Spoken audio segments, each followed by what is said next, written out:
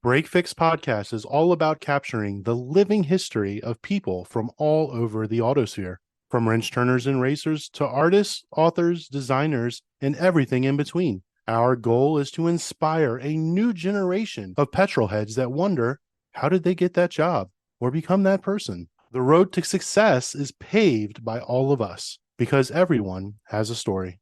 The following episode is brought to you by SRO Motorsports America and their partners at AWS, CrowdStrike, Fanatec, Pirelli, and the Skip Barber Racing School. Be sure to follow all the racing action by visiting www.sro-motorsports.com or take a shortcut to gtamerica.us. And be sure to follow them on social at GT_America on Twitter and Instagram, at SRO GT America on Facebook, and catch live coverage of the races on their YouTube channel at GT World.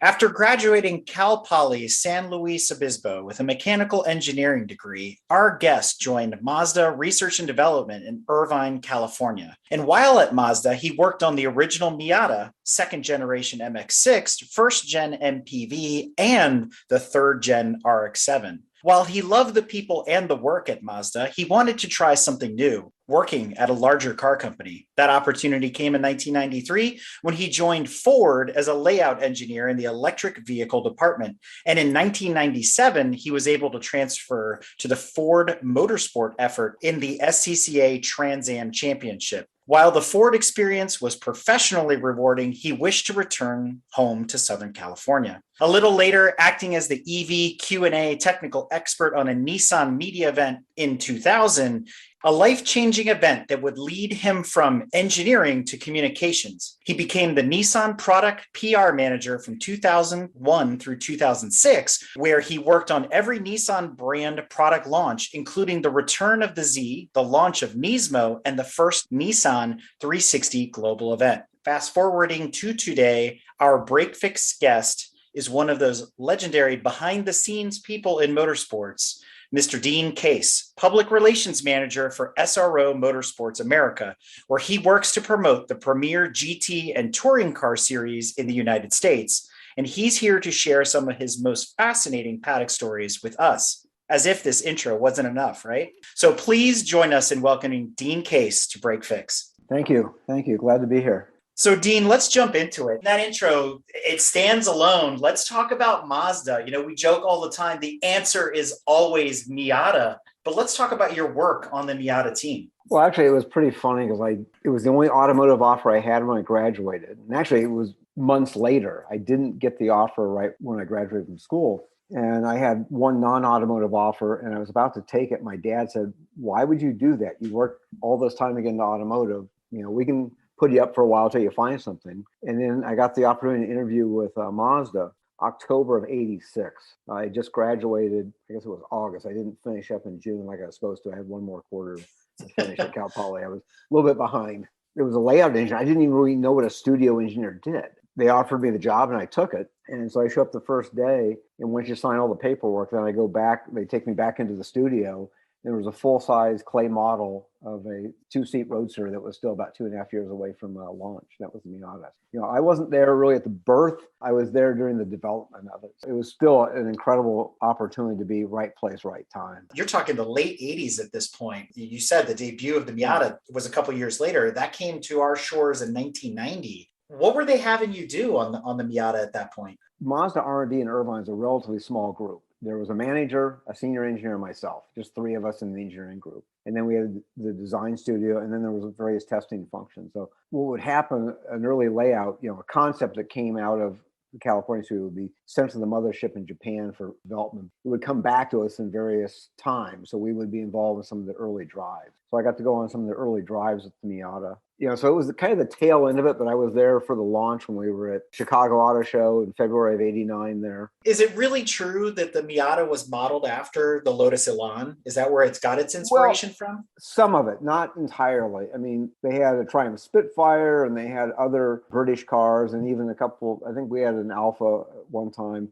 Mazda went out and bought a number of cars, including an Elan. The Elan was at a higher price point, so a lot of it was looking at the cars that were available to everybody. And conventional wisdom at the time is there was no market for a small two-seat sports car. And the reality was there was no market for an unreliable two-seat sports car like most of the British cars were. The reality is most of the Triumphs and things, they failed on the U.S. shores because they weren't particularly reliable or comfortable. The Miata was kind of trying to improve on that. Yeah, you could say spiritually a little bit of a lawn, but there was a lot of other cars that they were targeting. They wanted to make sure the price point was affordable. Keep in mind, when that car launched, I think it was $13,900.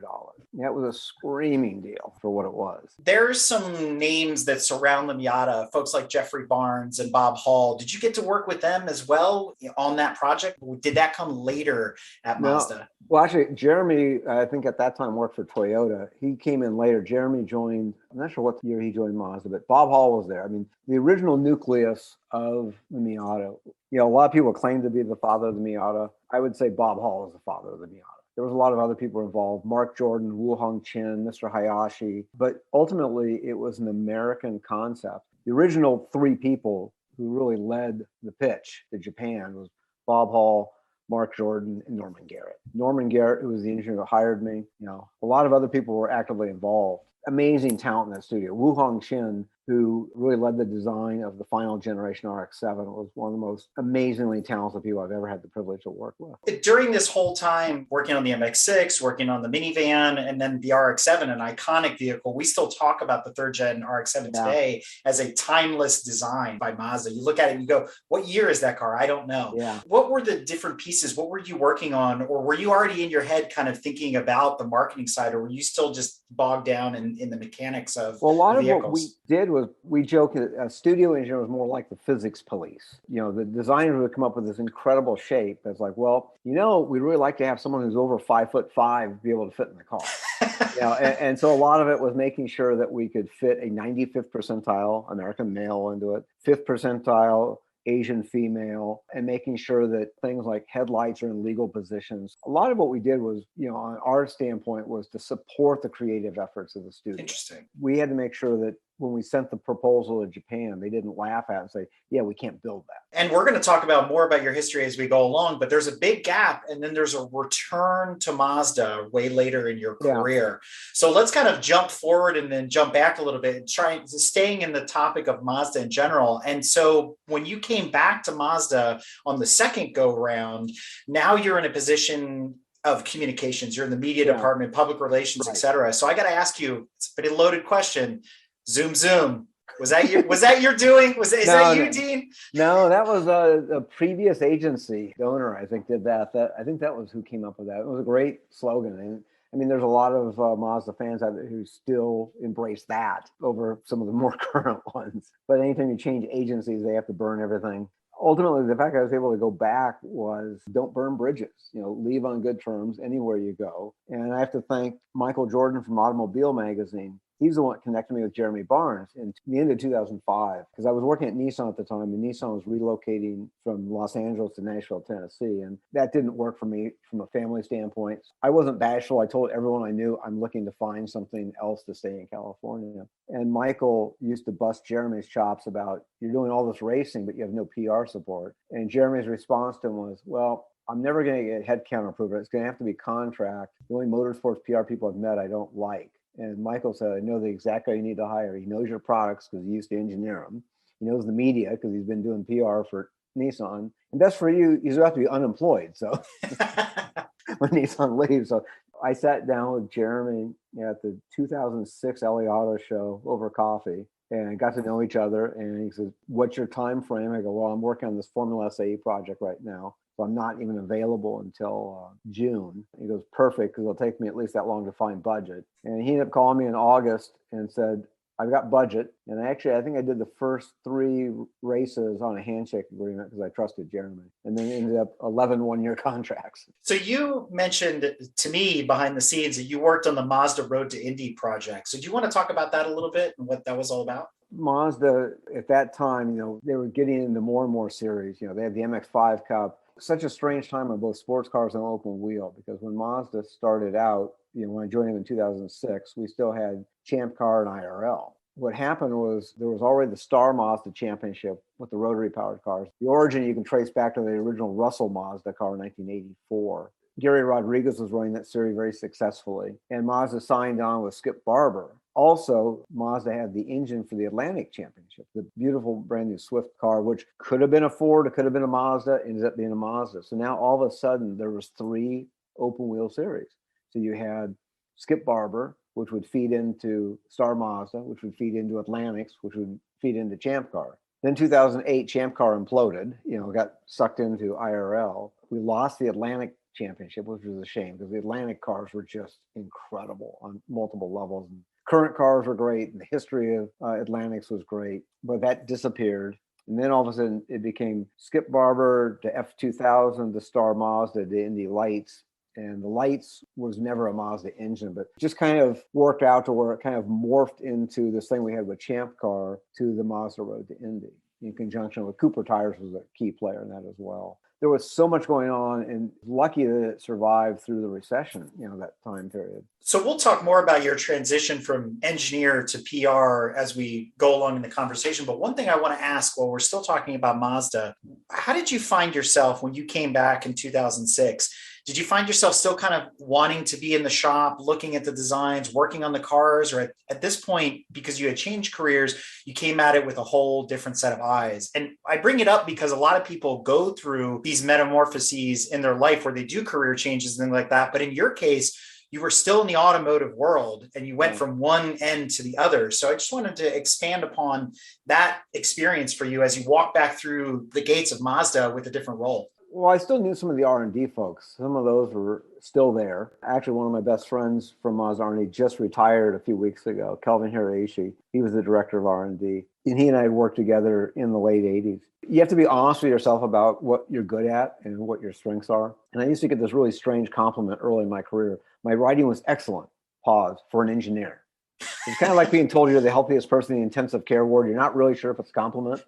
But I realized my real niche was explaining technical topics to non-technical people. And most engineers hate doing that. And so that was a niche that I could kind of explore. We did a lot with Mazda. And it's like, I like to think I was a competent engineer, but I was not a brilliant engineer. My first engineering boss at Mazda, Jiro Maebayashi, he had over 100 patents to his name. I was never at that level, and I can admit that. I'm honest about it. I like to think that, I was competent, but I wasn't the rock star engineer like some of those are. And most of the ones in motorsports, you got to really be good. Otherwise, you just don't last. So I like to help tell those stories of the technology and things. What Ford did, what Nissan did, what Mazda did, and now what SRO does. Let's talk about Ford. You wanted to go on to bigger and better things. So obviously, at some point during this entire journey, Ford and Mazda were partnered up, or Ford bought Mazda, if I remember correctly. So was that a natural progression to go from Mazda to Ford? No, actually, it was pretty funny. Ford had historically owned about 25% of Mazda dating back to the 70s. And there was a lot of, if you bought a Ford Courier pickup, it was actually a Mazda. And then much later years, you buy a Mazda B series, and that's actually a Ford Ranger produced in Edison, New Jersey. When Mazda ran into some economic problems in the early 90s, Ford increased their ownership to 33% and basically put their management in place. But when I left, I basically gave up all my seniority at Mazda and started out at ground zero at Ford. There was no opportunity to make a transfer and keep any of my seniority or anything, but it was a good move. But it was really wild to do electric vehicles in the 90s. The F-150 Lightning is amazing, but it's not Ford's first electric pickup truck. There was a 1998 Ranger Electric. I worked on it. And this was all back because California Air Resources Board had a mandate. They were pushing for 2% zero-emission vehicles by 1998. And this is a great trivia question for people who like EVs. Can you name all of the EVs that came out in 1998? There was 8 of them that came out, and virtually no one can ever guess them. I mean, other than the GM EV1, I can't think of too many others that are in the popular media, at least. Right. Well, most all of them were fleet only. They were never sold to consumers, but Toyota had the RAV4 EV. Nissan had the Ultra EV. I drove one of those for 8 years. Chrysler had a Pacifica minivan electric. So there was a bunch of these out there, but they were all test fleets only. And virtually all of them were brought back and then crushed. If you saw the movie Who Killed the Electric Car, they talk about the EV1, where all those were destroyed.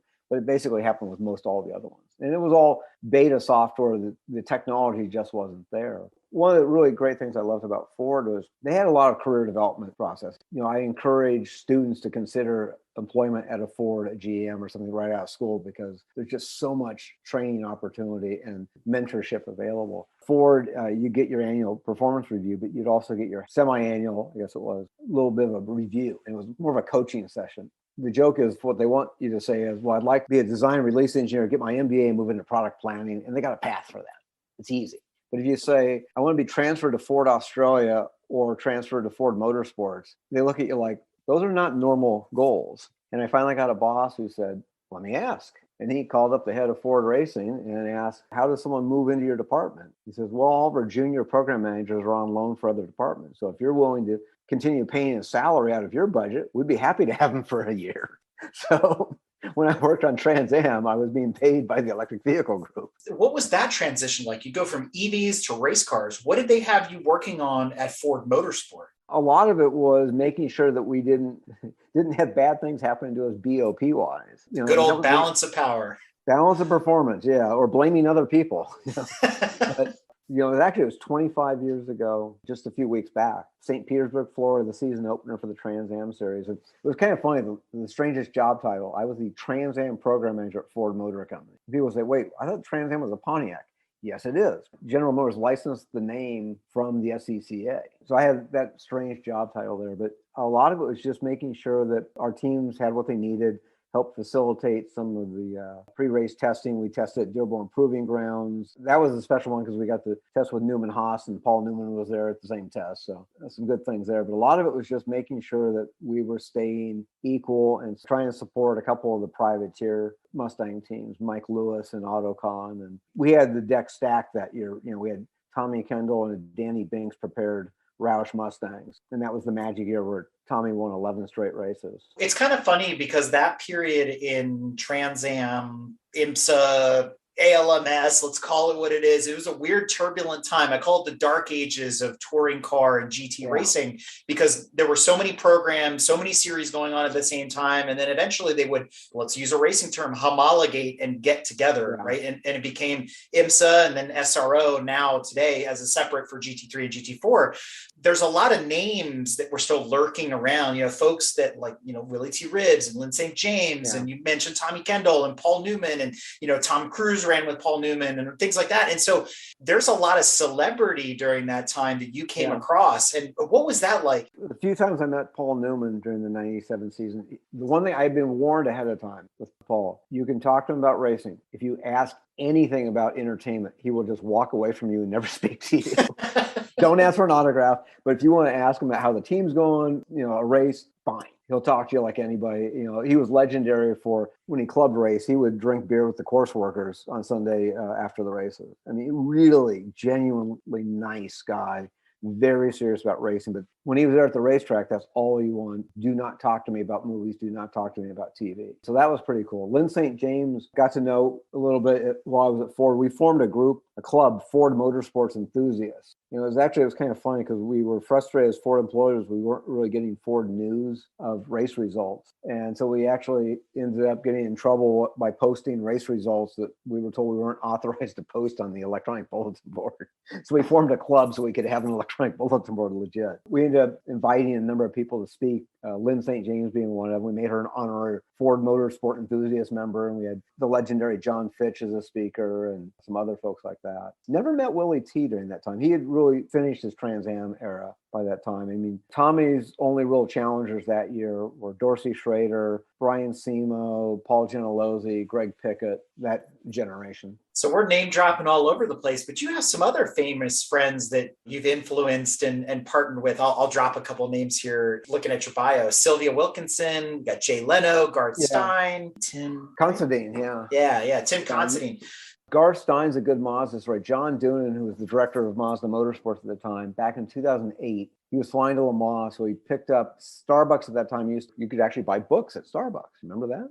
And they would like to feature Seattle-based authors many times. John picked up this book, The Art of Racing in the Rain, just because of the title. It's like, okay, I need something to read on an 8-hour flight to Paris. bought it, immediately emailed all of us, Jim Jordan, Steve Sanders, and I. It's like, you got to go out and buy this book. It's amazing. And so we all did. It was great. The racing was very accurate. It wasn't a racing story, but racing was the backdrop. Patrick Dempsey was racing with us at the time. A couple of things happened. One, we reached out, Jim Jordan sent a note to Garth on his website, posted a little comment like, love the book. You either did amazing research or you must have raced. And he responded like 30 minutes later, oh yeah, I used to club race a Spec Miata. Everything I learned about racing, I learned from a Spec Miata.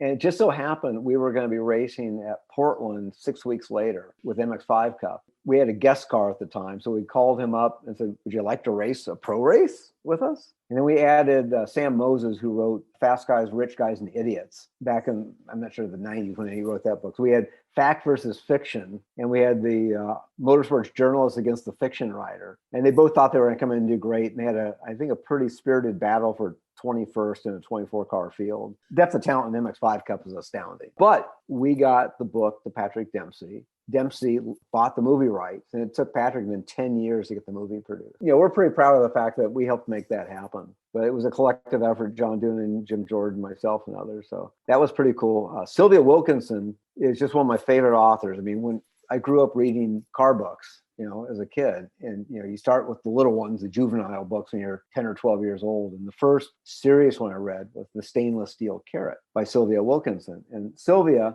turns out, she was a genre of writer, young Southern woman novelist who happened to really like racing. And her publisher said, you should do a racing story. She said, well, I don't want to do a conventional one. Maybe I can do a fly on the wall with a young up and coming driver and do it in the style of a novel. And she did, The Stainless Steel Carrot. Just a fabulous book. It was out of print for many, many years. It followed John Morton and the BRE Datsuns. I got to know John and Sylvia when I was at Nissan. I was after Sylvia a little bit. It's like, for the 40th anniversary of the championship, why don't we redo the book? And Sylvia's like, no, I'm not interested. I worked on a new novel. Sylvia's written like 28 books at least. She didn't want to revisit the past. After I got to know her and John a little bit better, I figured out how to exploit her weakness, which her weakness was animals. And I said, what if we did this as a fundraiser for some animal groups? I'll do the PR for you for free. Let's put it back into print, but you need to write a new chapter. Where are they now? Because if you found this book on eBay, it'd been like $150 or $200 to find a copy of the original book.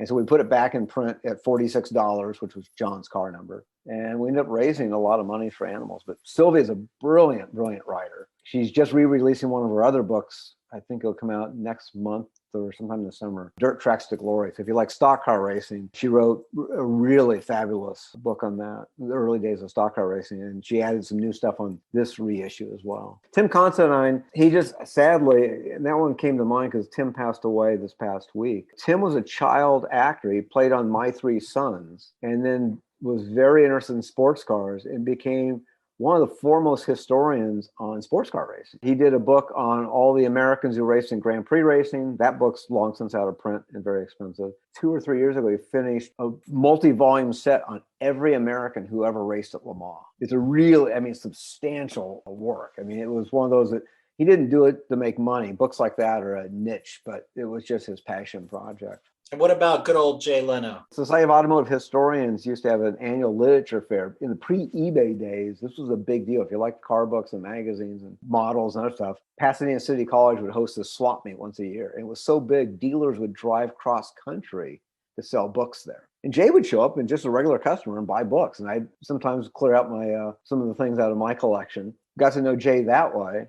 When we launched the 350Z, there's a funny story. A guy called me, was trying to get one of the Z press kits. We did kind of an over-the-top press kit for the launch of the 350. I was trying to make sure they weren't just ending up on eBay. It's like, no, these are very expensive to produce. I want them in the hands of media. This guy called me and he goes, what if I told you I work for Jay Leno as a sound engineer and I'll get one to Jay? I go, okay, done. So I sent him 2 press kits. Jay called me and we ended up talking. We put him into a 350Z for a week before the car launched. His guys told me it was one of the few times they'd ever seen Jay drive the same car 5 days in a row. Jay pretty much every day would drive something different. It'd be a Bugatti or just, all those strange cars that Jay has. But we ended up being able to take Mr. Katayama up there. Mr. Katayama was the guy who founded Datsun in America in the 1950s. An exceptionally amazing person. He would come over for the Z convention in the early 2000s, and I got to travel with him. The timing it was magic. Timing worked out to where we were able to take Mr. K up to a taping of the Tonight Show when we picked up the Z after Jay had driven it a week, and they got a private tour of Jay's collection. Jay's collection is astounding, and he is definitely a hands-on guy. I mean, he has guys who work on his cars, but you look at his hands, definitely gets his hands dirty and knows how the cars work. If his Bugatti breaks down the road, odds are Jay can probably fix it. Before we move on, I have a couple questions about your time at Nissan. So we've covered Mazda, we've covered Ford, you've mentioned Nissan a few times and the Z program and things like that. So when you came in the door at Nissan as the new PR guy, one of the things you probably had to do was go back over old ads, ideas, things like that. What can be used, what can't, where have they gone, Yeah. What have they said, all that kind of thing. So I got to ask you a pointed question, because we reviewed this little gem in the Nissan marketing world a few drive-through episodes back, and that's the 300ZX Turbo Ridley Scott Super Bowl commercial. It was all controversy and was subsequently pulled right after it aired. What are your thoughts on that? And let's answer the big question: why? Lawyers. Why is anything pulled like that? We ended up, when we did the 350Z launch, we had 4 discs in the press kit, because I had started out in 2001. We were still doing 8x10 glossies and 35 millimeter slides. It was right at the beginning of shifting over to digital. And so when we launched the Z, we had the full CD of press images and press releases. But then we did a DVD that had, I think, about 26-minute history reel that was really good, that Shia had produced for the retirement of the Z. When the 300ZX ceased production, they did a retirement party. I think the last one ever went into the Peterson, and they did this big party in this video. So we put that video on the DVD. Technically, I don't know if we had permission, but it was one of those things that if you don't ask, no one can say no. Well, Ridley Scott didn't come knocking, right? So it's all No, good. no. And, it's funny that some of these things that we've got these old images, what's really a challenge for a lot of car companies is preserving their history, because you've got records retention, you've got what were the rights to it. What was fascinating, some of the photography that Nissan did in the 60s was just astounding. 2 of my favorite shots, one at the Portofino Inn in Redondo Beach, which is where the original Cannonball run ended. But just the shot of this Nissan sedan there and a woman standing next to it at the Portofino Inn. Well, that place still exists. A bunch of other places don't exist, but there's also a picture of a Datsun Roadster parked by the LAX theme building. It's just some really cool stuff. So it's a moment in history, not just of the car, but of the location in Southern California. And back then, it didn't seem to be there was advertising photographer, PR photographer. There was just photography. But you look back through some of these old files, like, okay, I can't find any record of who shot it. It's over 50 years old. Odds are the person who shot it probably isn't alive. Nissan bought the rights at that time. There's no records. So we kind of assume, hopefully I don't get anybody in trouble by talking about it here. But, it's kind of like, there's no one who can claim it's theirs. And that's kind of how we looked at some of the stuff. Actually, here's a funny one, thinking about, because Paul Newman used to race Nissan. Nissan legals, they were really good. I mean, I had no problems with them, but they were very cautious on things. All claims had to be backed up with fact. If you said it was X horsepower, you better have documentation that backed it up. You're not going to inflate anything. We did a press release about all the SCCA runoff champions in Datsun and Nissan product. There were like 75 of them. And legal asked, do you have permission from all 75 people to list their names in the press release? And I was like, no. I know some of these people aren't alive. And I went to my boss and said, look, this is history. But, the legal thing was like, you should be cautious and you don't put someone's name in a press release unless you have permission. It's like, well, this is racing. If we don't put it, they're going to be insulted. And at one point they said, well, you can list everyone except Paul Newman. I go, well, no, Paul's going to be pissed if we do that. If you notice, I didn't list him as Paul Newman. I listed him as P.L. Newman because that's how he raced. And as long as we list him as P.L. Newman, I go, I will stake my reputation on this. We will not get in trouble. If we omit him, we're probably going to get a nasty note. Another one that they airbrushed out a BRE logo on a 240Z in an ad. And I never saw it for approval or anything. Pete Brock called me. He was very annoyed, steamed would be a better word. And it was some junior person who's like, okay, there's a Goodyear sticker on here. We got permission from Goodyear to do this, and we got permission, but we don't know what BRE is, because it was someone who was too young to know. And they removed the logo. It's like, oh. you shot the credibility of that photo down.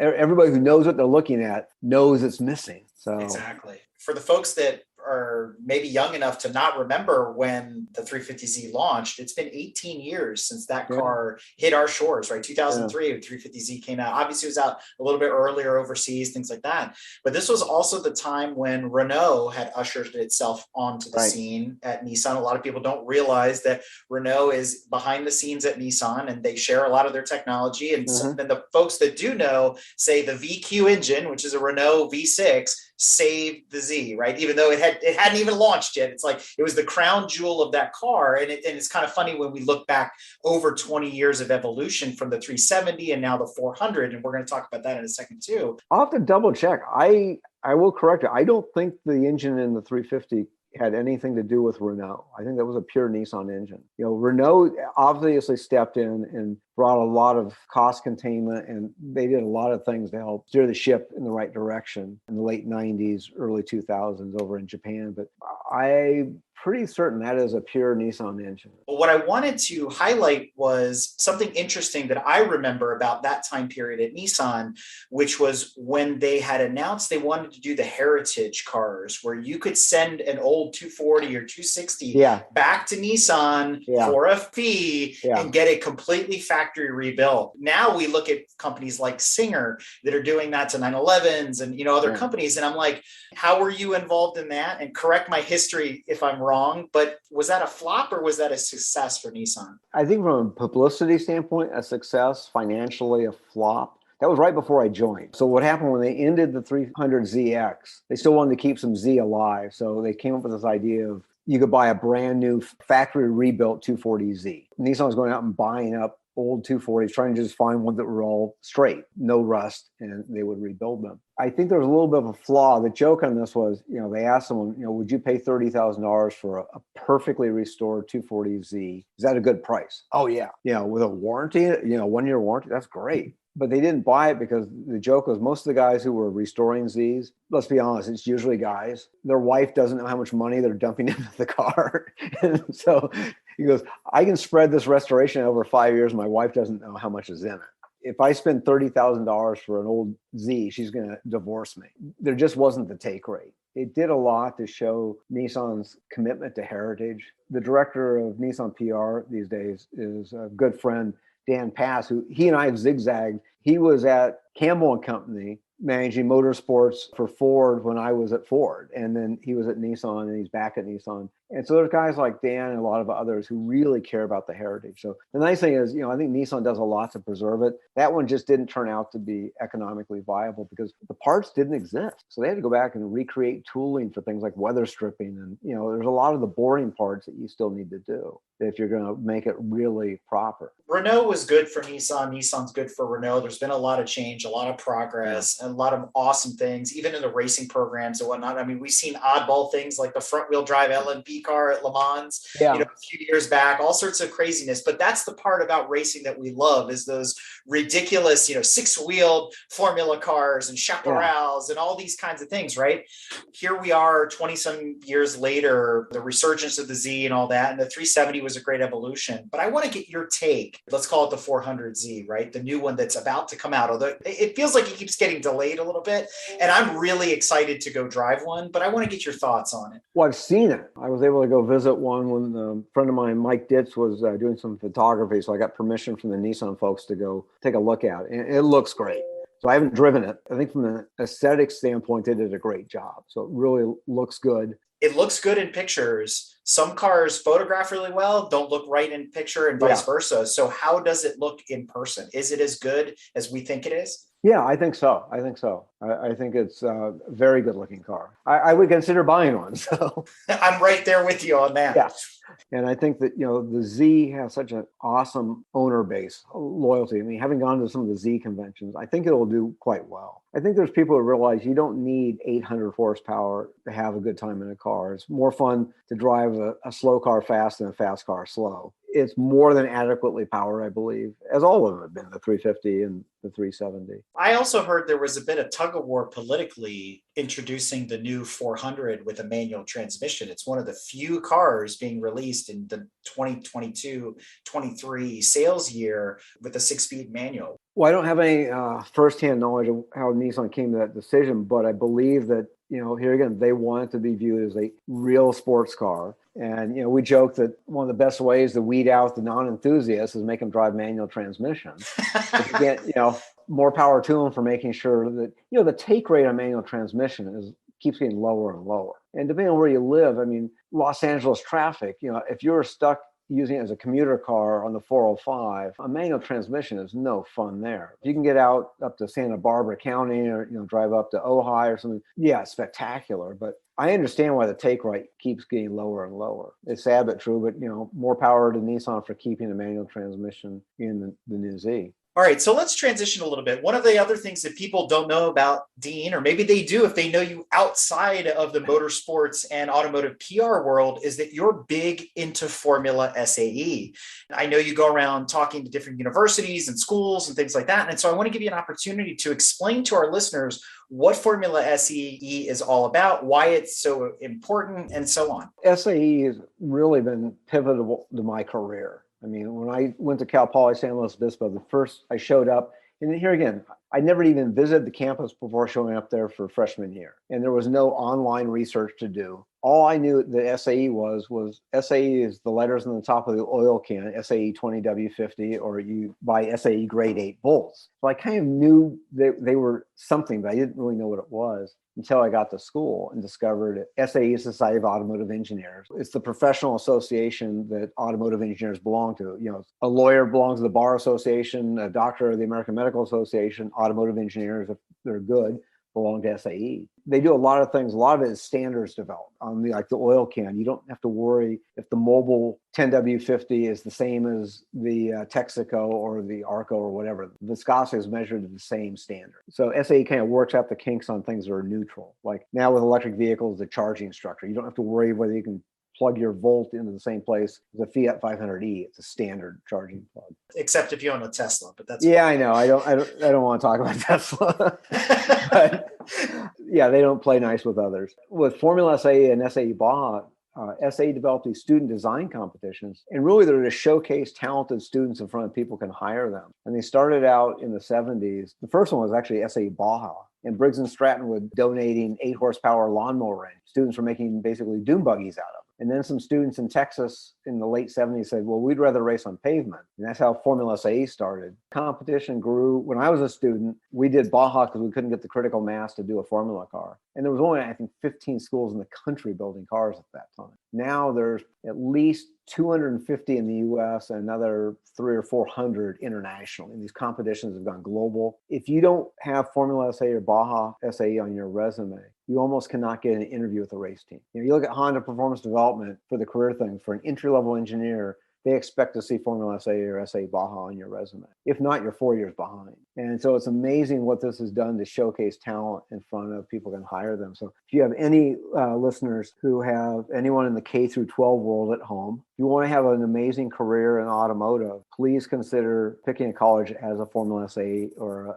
a SAE Baja team. And even if you're not an engineer, the best teams now also recruit business majors and graphic design majors. Let the engineer design the suspension. Don't let them pick the graphics for the car, and get some business majors to help do the business proposal. So it has launched hundreds and hundreds of careers. And now we have students who go straight from Formula SAE to working for Formula One teams, IndyCar teams, NASCAR, as well as obviously the major automakers, whether it's BMW, Toyota, Ford, Honda, they all recruit from these events. And the events themselves are akin to an autocross, if I remember correctly. They're basically a 3-day event. And the first day is the static events where they do the design presentation, because ultimately we want to say, how did you engineer the car tell us about the engineering of the vehicle. And they have to do a business presentation because it's not just, can you build a one-off prototype? You're supposed to build a prototype of something that can be put into low volume production, because that's what's more important to industry. And then we have this also the safety checks to make sure that the brakes work and all this before we put them on the track. The second day is the preliminary events, which is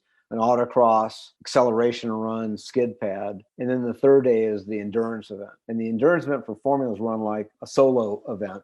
And we'll have multiple cars on track with designated passing zones because, with experimental student vehicles that have a pretty surprisingly high power to weight ratio. I mean, these cars will weigh under 400 pounds and be putting out close to 100 horsepower. So power to weight ratio is really strong. On the Baja one, it's kind of more exciting, I think. They'll put all the cars on like a motocross track at once for 4 hours. Then you really see what breaks on the car and can the students repair it in time. But it's been an exceptionally good thing to launch careers. So I've been doing a lot of my work. I go and speak at universities and I talk to them about, you've killed your GPA by working on this project. So now let me help you figure out how you get a job out of it so you don't end up graduating unemployed. A few weeks back, we talked to your current boss, Greg Gill, about the history of SRO and SRO America and plans for the program. But obviously, you guys have a long-standing connection. He mentioned he's known you for a couple decades now. And I want to know how you ended up at SRO, but also talk about what your plans are for SRO America and the program, the brand, where are things going?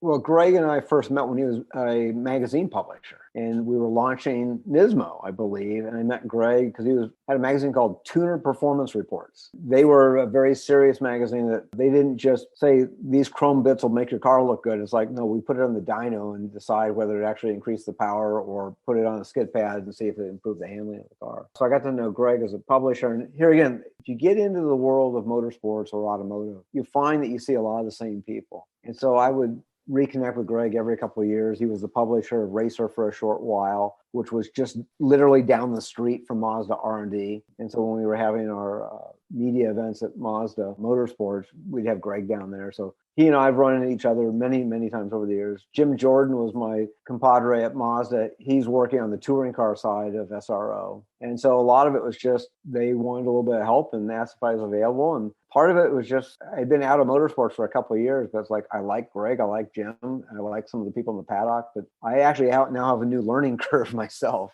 getting up to speed. And SRO, a lot of it is just as a sport, we always have this challenge. Sponsors kind of come and go, names change, and hey, whatever happened to that Speed World Challenge? Well, Speed TV doesn't exist. It became Pirelli World Challenge, and then SRO stepped in. So the series has existed for 30 years. But we have to kind of educate it. But the reality now, we have to look at this from the standpoint of what the internet and TV has done to our sport. Now, TV has helped grow the sport, but also a lot of times people say, well, why do I want to go to the event when I can watch it on TV? And the internet has kind of blown away a lot of the print publications that used to cover it. As a kid, I used to subscribe to Auto Week and Autosport, and you couldn't wait to read the Pete Lyons F1 report. It'd be like 12 pages long and even though it was like 6 weeks later, that was the first you knew of what happened at that race. Now you're watching it live or you got it online and read it. So a lot of that's disappeared. So a lot of what I plan working on is a lot of the feature stories, the interesting people in the paddock and the cars. That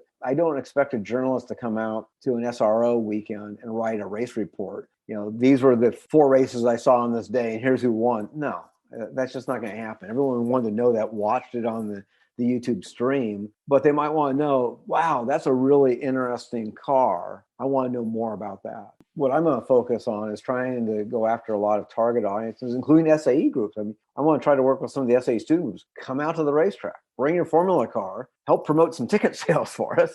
And, we'll have a lot of people in the paddock coming by to offer you words of encouragement, looking at some of the more automotive press. Because one thing I learned back when I was doing the Mazda stuff, 2006 and 2007, is if you want to stereotype a little bit, if you walked into Road America, you got a bunch of hardcore motorsports journalists there at the time who may or may not even knew what we were selling in the dealership. You go to the New York Auto Show, you got some of the smartest business writers in the business. You guys still race that RX-7 GTU car in IMSA? It's like, well, they don't follow it. And so trying to educate the motoring press on what we race and why we race, and the motorsports press on the cars that these things are based off of and why it's important to race. That's a lot of emphasis here, because the nice thing about the SRO paddock, it's wide open. So, when you buy a general admission ticket, you can go in and look at the cars. There's no restrictions on that. We're at some amazing tracks. This year, I'm really looking forward. I got 2 new tracks I've never been to, which is rare. The new one at Ozarks, which if you look at the photos, looks like a spectacular facility, serious elevation change. And then the Nashville Grand Prix. So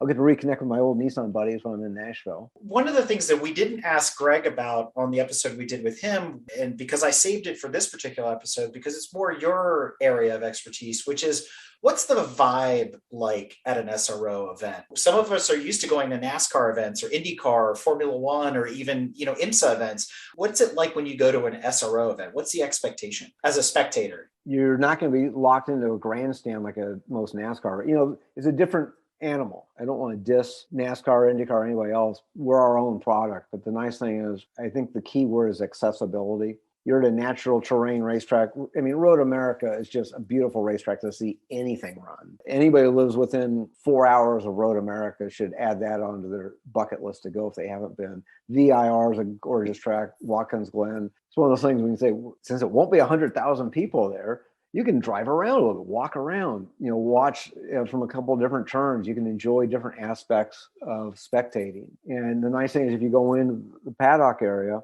and ask questions about the car, most of the crew guys love to talk about. So I would say accessibility. There's certain other forms of the sport that has a perception of accessibility, but it is really true in sports car racing in general and SRO in particular. So if you're accustomed to an IMSA race, like let's say going to Petit Le Mans or the Salins up at Watkins Glen, is there the same sort of, let's call it circus that you would come to expect at an IMSA race where you've got the booths and the vendors and the swag and all that kind of stuff as well? Not nearly as much, honestly.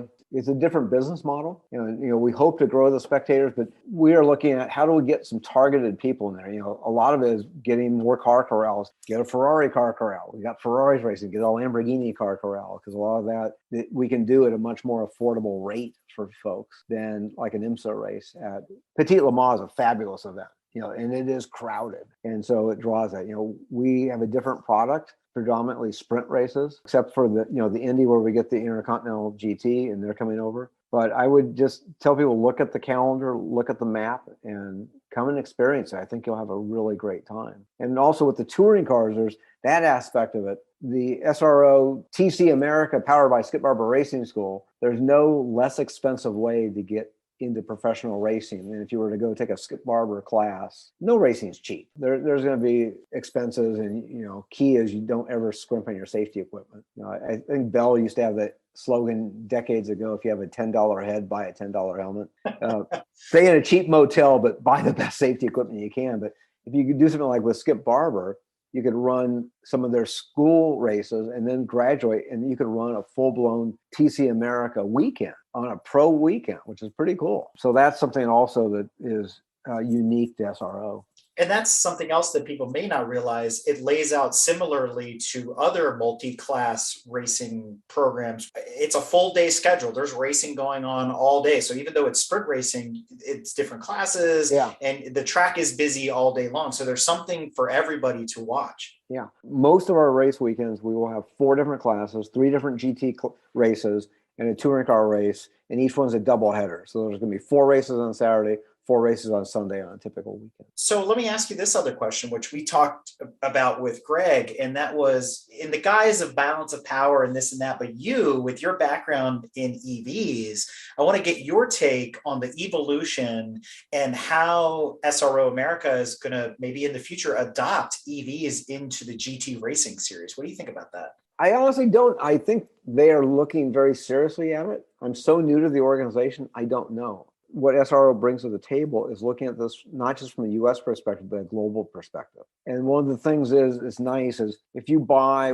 whatever Porsche, Toyota Supra, whatever, you're going to run in GT3 or GT4, you know that if you're racing with SRO, that same car will not have to be modified if you sell it abroad to one of the other markets. That you've helped ensure the value of the car. So SRO is adamantly looking at electrification and what makes sense, but they're looking at it from a big global perspective. I honestly don't know where we stand right now.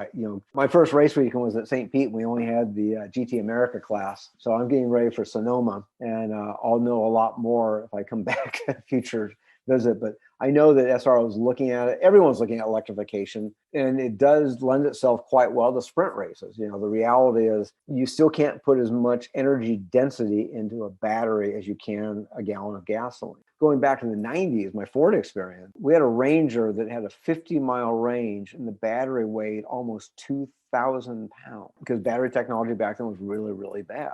And compared to all you would need would be 20 pounds of gasoline to go that same range. Batteries are still not on the level of energy density as gasoline. So, we got to figure out where we don't look stupid. I mean, I was not a fan of Formula E when they were switching cars halfway through the race. What message are we telling people? You need two cars to do the job of one? What was interesting in Formula E, I went to the two races at Long Beach, and it was bringing out new fans, people who probably would not have gone to the regular IndyCar race at Long Beach. And if you look at things like Formula D, that's expanding the footprint of motorsports. I don't know what's going to happen, but it's nice to see a lot of growth in other areas. Formula D has brought new fans, a younger, more diverse fan base into the sport. So hopefully some of them will come to some SRO races. Formula E, you could bring young kids and not worry about their ears getting blasted out at a Formula E event. So normally we would ask people, about the evolution and, what would be missing for motorsport if EVs came. But I think I want to ask you a different question, which is,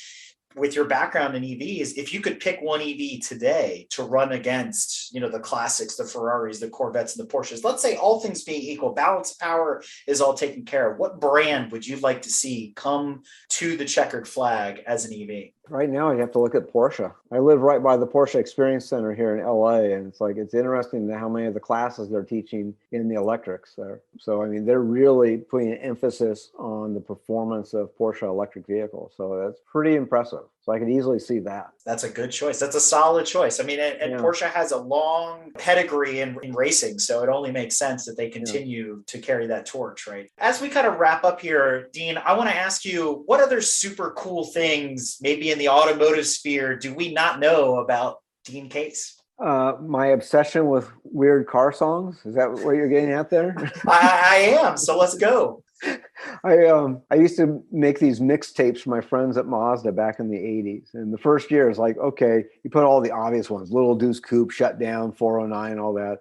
But then I just started getting more and more obscure and finding just really wild things. And people were asking, you should sell these. Like, no, I'm already in the gray area giving them away to friends, a mixtape. I can't sell them. That would be a copyright violation. And then in 97, when I was at Ford, I had a friend who was a musician, Christy Callan, whose band was Wednesday Week. And I knew she knew the folks over at Rhino. I asked Christy, I go, do you know the folks at Rhino? She goes, yeah, I know the VP of A&R. I go, could I get an introduction to him? And so I called and said, I'm Dean Case at Ford, because I was hoping to do a Mustang CD to celebrate the championship. And so I left a message for the VP of A&R at Rhino Records. And like an hour later, this guy, James Austin, calls me. Gary Stewart said to call you right away. You had a good idea. It's like, okay.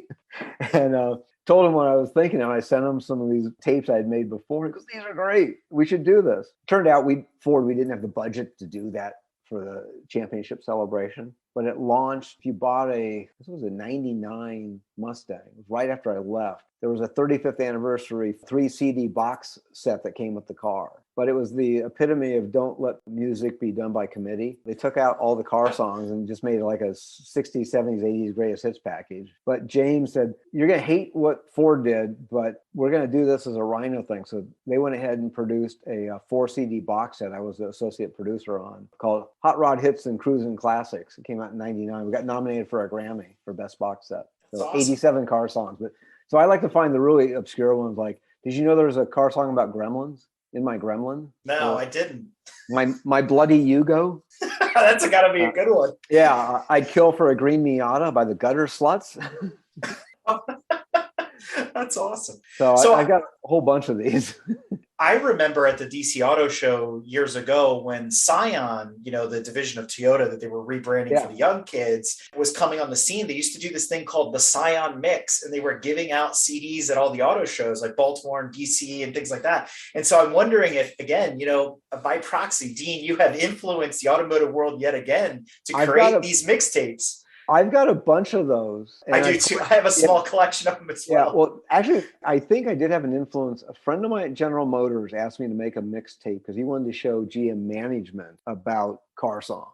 And the fact that, there's so many car songs about General Motors, particularly Cadillac and Chevrolet, but I found ones for Pontiac and Buick and Oldsmobile and everything else. So I did this mixtape for GM. And a couple of years later, they did an ad that I think may have been indirectly inspired by what I had sent them. The funny one is GM did a poster that says, they don't write songs about Volvos with a Corvette. And it's like, bullshit. I've got 4 Volvo songs. You know what, Dean? It would have been awesome if you had been on an earlier episode of Break Fix called Cruising at the Speed of Sound. I think we could have used your opinion when we reviewed all of these car adjacent songs and whatnot. So maybe next time, maybe we'll have to do a reprisal of that and bring you back on as a subject matter expert. Oh, that'd be good. Here's one. Have you listened to Mark Knopfler's The Car Was the One? I guess it's on my list on Spotify now. I'm going to have You got to listen to that. And what was amazing is the backstory. I listened to the song and it's like, wow. And so I read the liner notes. That's why I love still buying CDs, because you don't get liner notes with streaming. He was inspired by Mark Donahue's book, The Unfair Advantage. Ooh, that's a good one. Yeah, that's a deep cut. All these fun things that we get into in what we call the car adjacent world. And so, speaking of that, Dean, I want to give you the opportunity now. Any shout outs, promotions, anything else you'd like to share that we didn't cover? Probably some of the best stuff I ever did from a PR standpoint was we were promoting shelter animal adoptions on race cars. And we did a lot of work with SPCA from Monterey County, which anyone knows Laguna Seca Raceway, directly across the street, driveway to driveway is the SPCA from Monterey County. So we would do just shameless promotions. We would have BF Good Kitty or Purr Ellie and stuff, and we would name animals after the drivers and stuff. So Jay Amistoy and Robert Davis at Mazda were very supportive of this, and we managed to donate quite a bit of money to the shelter and do some fun there. We even did one when we had the Playboy MX-5 Cup. We had bunnies helping bunnies. So we were promoting bunny adoptions with Playboy Playmates.